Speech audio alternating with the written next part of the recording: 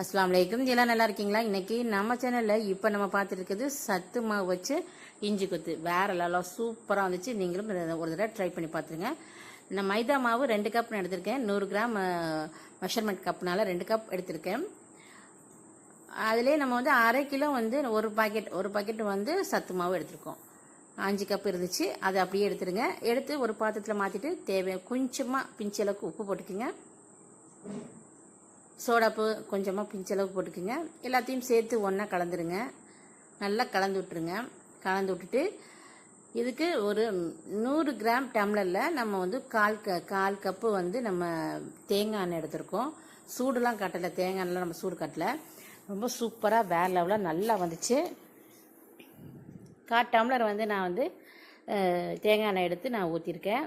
சூடு காட்ட வேண்டிய அவசியம் இருக்காது, நல்லாயிருக்கும். பசங்க ஸ்கூல் விட்டு ஒரு நேரத்துக்கு நம்ம இதை வச்சு செஞ்சு வச்சு கொடுத்தோம்னா சூப்பராக விரும்பி சாப்பிடுவாங்க. ஒரு ஸ்பூன் அளவுக்கு ஜீனி எடுத்து அந்த மெஷர்மெண்ட் கப்லேயே 1 கப் அளவுக்கு தண்ணி வச்சு அதில் கலந்து நீங்கள் கொஞ்சமாக ஊற்றிக்கலாம். ஏன்னா ஏற்கனவே சத்து மாவில் இனிப்பு இருக்கும். நம்ம கொஞ்சமாக 1 ஸ்பூன் அளவுக்கு நான் ஜீனி இதில் சேர்த்து கலந்து விட்டு நான் ஊற்றிருக்கேன். ஊற்றி நல்லா பிசைஞ்சு நீங்கள் பார்க்கணும். இந்த இப்போ நம்ம அந்த மாவை ஜீனியை கரைஞ்சி ஊற்றிட்டோம். கொஞ்சம் கொஞ்சமாக கரைச்சி அதில் ஊற்றிக்கிங்க. ஊற்றி இதை போல் மாவு கொஞ்சம் கொஞ்சமாக பிசைஞ்சு விட்டு இதை போல் எடுத்துக்கோங்க. ரொம்ப தண்ணியை எடுத்தோடனே ஊற்றிடக்கூடாது. அந்த மாவுக்கு எவ்வளோ தேவை அப்படிங்கிறத நீங்கள் ஊற்றி கொஞ்சம் கொஞ்சமாக தெளித்து மாவை பிணைஞ்சி எடுத்துக்கோங்க. அப்போ தான் இஞ்சி கொத்து வந்து சூப்பராக இருக்கும். வாயில் வச்சோன்னே கரைஞ்சி போகும். அது சத்து மாவில் நம்ம செய்யும் போது வேறு லெவலாக நல்லா இருந்துச்சு. தேவையான அளவுக்கு எண்ணெயை ஊற்றி நம்ம வந்து பொரிக்கிற அளவுக்கு எண்ணெய் ஊற்றி சூடு காட்டிகிட்ருக்கோம். இந்த பக்கம் நம்ம வளர்த்திட்ருக்கோம். அந்த ஒரு உருண்டைகளாக உருட்டி நம்ம வளர்த்து ஒரு பாத்திரத்தில் நம்ம எடுத்து வச்சிடலாம். எடுத்து வச்சுட்டு நீங்கள் எண்ணெய் சூடு காட்டி நீங்கள் போட்டு எடுத்திங்கன்னா சூப்பரான சுவையான டேஸ்ட்டில் நம்ம இஞ்சி கொத்து கிடைக்கும். சாதாரண மைதா மாவில், கோதுமை மாவில், நம்ம எல்லா மாவுலேயும் நம்ம இதை இஞ்சி கொத்து செய்யலாம். இதில் நான் வந்து டிஃப்ரெண்ட்டாக சத்து மாவு வச்சு செஞ்சு பார்த்தேன். வாயில் வச்சுன்னே கரையக்கூடிய அளவுக்கு இருந்துச்சு. எண்ணெயை மட்டும் கொஞ்சம் பார்த்து லெவல் பார்த்து கொஞ்சமாக ஊற்றிக்கங்க. ஏன்னா எண்ணெயை அதிகப்படியாக அதை குடிச்சிரும். அதனால் நீங்கள் வந்து எண்ணெயை மட்டும் கொஞ்சம் பார்த்து வச்சுக்கோங்க.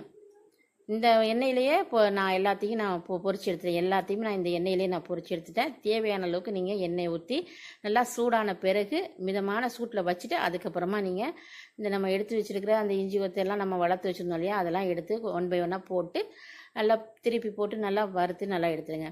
சத்து மாவுங்கிறதுனால அந்த கலர் வந்து சேஞ்ச் ஆகும். அதோடைய கலர் ஒரிஜினல் கலர் வரும். ஏன்னா சத்து மாவு நம்ம சேர்த்துறதுனால வரும். இஞ்சி கொத்து இருந்ததாக்கா உங்களுக்கு அந்த பொன்னிறமாக வந்துடும். நீங்கள் கொஞ்சம் நல்லா வேக ஒன்றுன்னா அந்த கலர், அந்த சத்து மாவுடைய கலர் வந்தால் தான் நல்லா வெந்து சூப்பராக இருக்கும். நீங்கள் வந்து லேசாக மஞ்சள் கலர்லேயே நம்ம எடுத்துடலாம் அப்படின்னு நினச்சிங்கன்னா அந்த மஞ்சள் கலர்லேயே எடுக்கும்போது வேகாமல் இருக்கும். பார்த்து லெவல் பண்ணி எடுத்துங்க. ட்ரை பண்ணி கமெண்ட் பண்ணுங்கள். தேங்க்யூ.